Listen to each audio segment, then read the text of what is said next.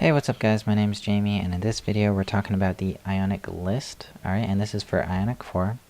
And the Ionic list is just a way of displaying a bunch of data to the user in a list format. And we're going to be looking at sliding items, so we can slide on them and have different colored buttons. And we can even keep sliding, and one of those actions will be like the default action, will take over. And we're also going to be able to slide left the other way on them. And then we'll see this X for removing the item, and this one's an icon instead of text, and we can full swipe to delete that item. So that's what we're going to be looking at, all sorts of configuration for the list, plus some things I didn't mention, so be sure to watch to the end and you'll be an expert on the Ionic list. So let's get into the code. Alright, so I just have a blank project here with Ion list example in the header, and then just a paragraph tag talking about my website. If you don't have a project to work with already, be sure to check out my video on getting started with Ionic. Then we'll get you set up with your own project you can work in. But assuming you have that set up, let's get started here and just create an Ion list. So Ion list is just like this, ion-list, and then inside of here, we just put some Ion items. Okay, so these are the two tags, which are going to be like the fundamentals of our list. So the list is just a container for the whole thing, and then the items are like each row inside of the list. Alright, so I'm just going to put some words here, 1, and then I won't do too many of them, let's just do 1 and 2. And then refresh this to see how it looks on our site.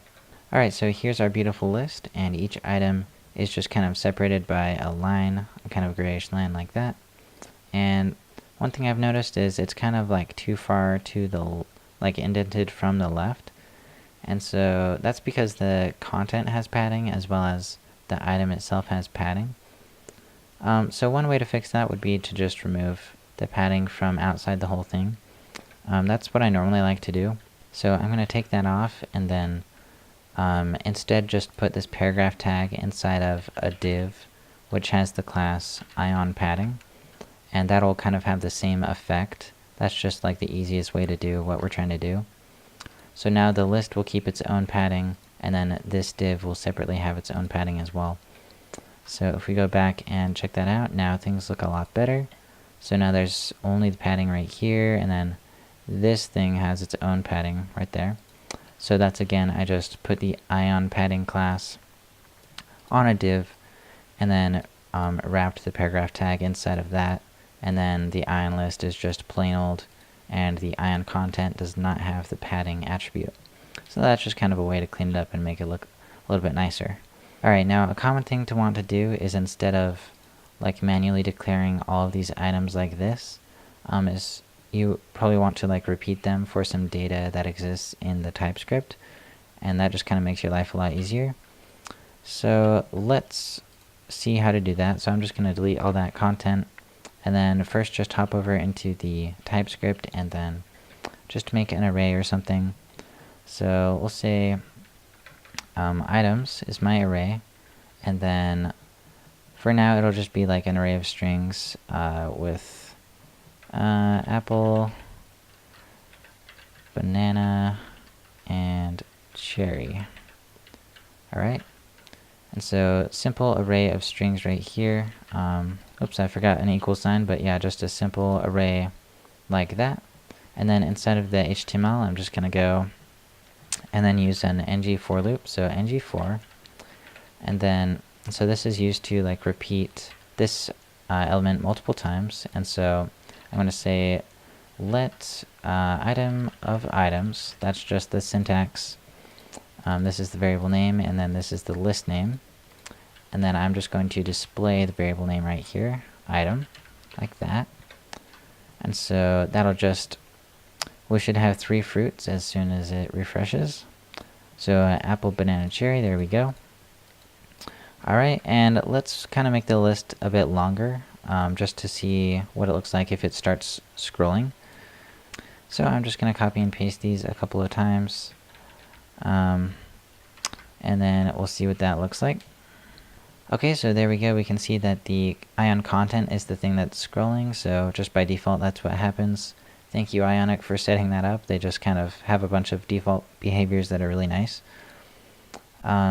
So yeah, the header is just hovering above all of that, and then this is the thing that scrolls all this Ion content. Everything inside of here is what scrolls by default. You can change that, but this is, again, just how they set it up. Alright, now let's comment this list out for just a second, and I just want to show you another list here. And this other list is going to be just what Ionic has on their page, just to show off some additional things you can do with the list. Now, the things which they have are an input field, so you can have an actual input field inside of your item, as well as they have a toggle. So like these are all just Ionic elements. They have a toggle, they have an input field, they have a radio button, and they have a checkbox. So just depending on what sort of look and feel you're going for, what functionality you want, you can put any of those items in there. So I'm just going to show you what those look like. Alright, so there we go. There's the input. I'll have to click in here in order to reveal it. It might be nice if we had a placeholder in there. I'll just show you that. If we put a placeholder equals my input, you can have that say whatever you want. You can just configure your own regular Ionic input. I think I'll have a video on that in the future if you want to check out the video on Ion inputs going more in depth. So yeah, now it has a placeholder, and you can kind of tell more that it has an input there. Then we've got the toggle button, and I'll have videos on all of these in the future, so I'm just going to link them here real fast. We have the toggle. I'll just make a video on that in the future. And then we have the radio button. And then finally, we've got the checkbox. So if you're interested in learning more about any of those, be sure to click those annotations. But with that said, we're just going to be moving on here and learning more about the Ion list. Alright, so I'm just going to paste in their next example they have. This one's also really good. Although I am going to change some things because they left some stuff out for some reason. Like full swiping. So this is about like sliding items.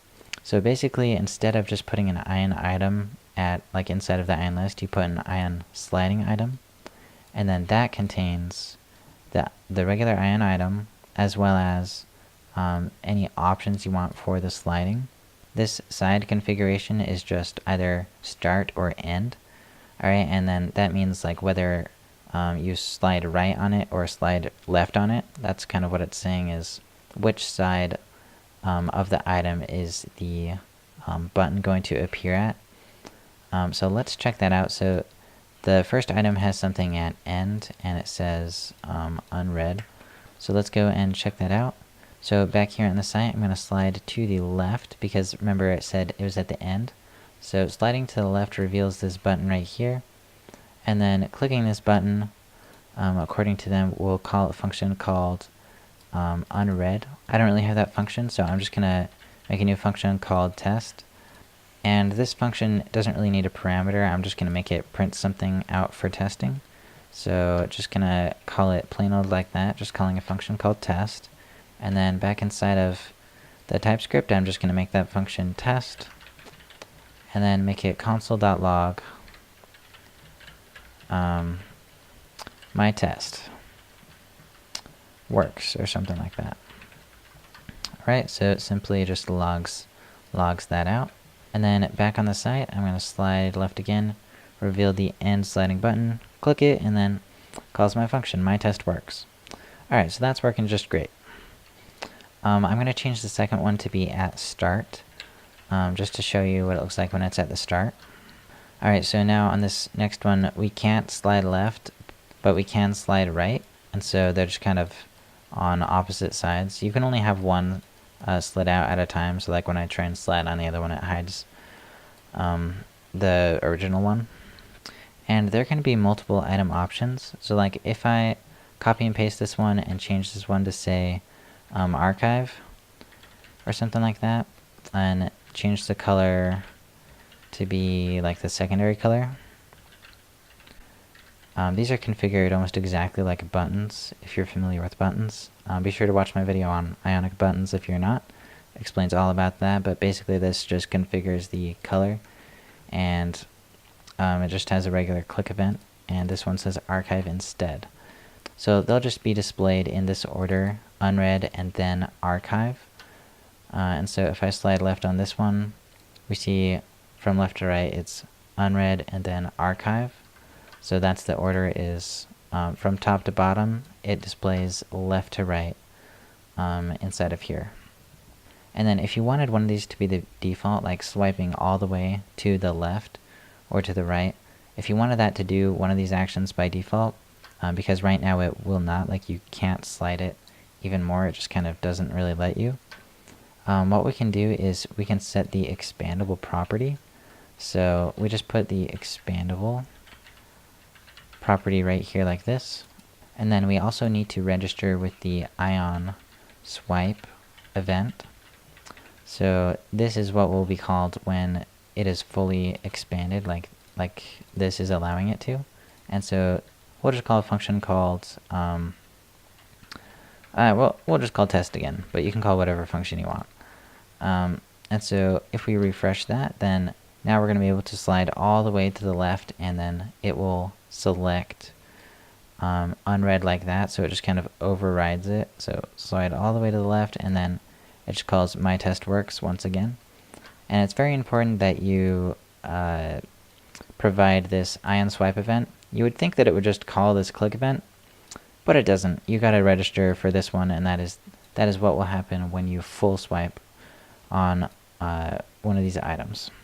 Oh, and I'll just show you real fast how I would make a delete button on this as well. So I'm going to make another ion item options, and then the side for this one needs to be the start. And then, in fact, these are probably backwards. I'm going to switch these around. This one's going to be start, and this one's going to be end. That's like the more typical. Usually you swipe left on something in order to delete it, which means that it's on the end of the item. And then I'm just going to get a starting point from this other one and change the color to be danger. And then it's going to call a function called delete. And inside of here, we can actually just have an ion icon instead of just text. And we'll say the icon is going to be the, I think it's the close. I think that is the X icon. So yeah, I think that's pretty much it. And then we just got to go inside of here and then make the delete function, delete, like that. I'm going to console.log that it was deleted. My delete works. Okay, so let's go check that out. Now when we swipe left, we get the X, and then when we swipe right, we get these over here, and the full expand still works as well. However, if we're wanting the full expand to work on the delete, we have to again do expandable, and then we also need to declare the ion swipe event once again. And in here I'm going to put delete as well. So let's check that out.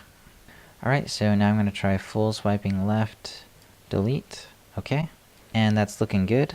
Let's actually repeat this sliding item instead of just duplicating it, and then maybe we can make it actually delete that item. That might be kind of cool. So I'm going to make this use the same ngFor, so star ngFor, and then let item of items.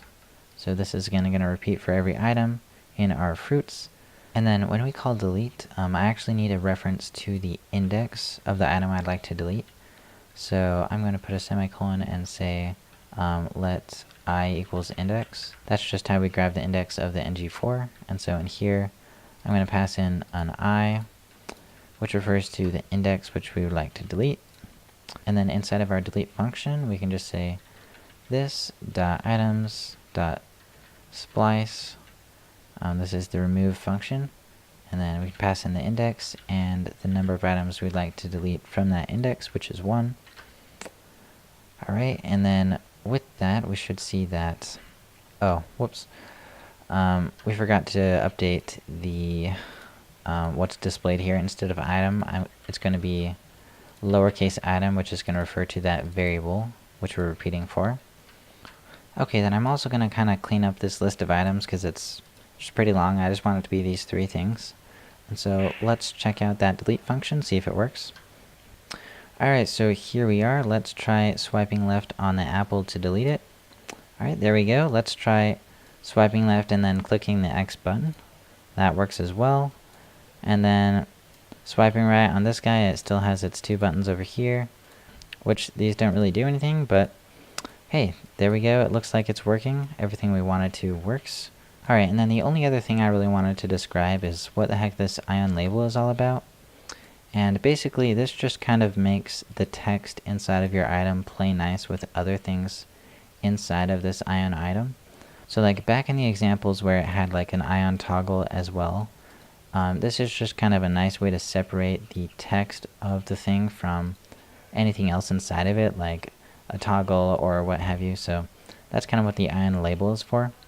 Alright guys, and that's basically it for this video. Looks like some people are being kind of noisy in my house, so gonna wrap this one up, and if you wouldn't mind, leave a like and subscribe for more videos like this, and I'll see you guys in the next video. Take care.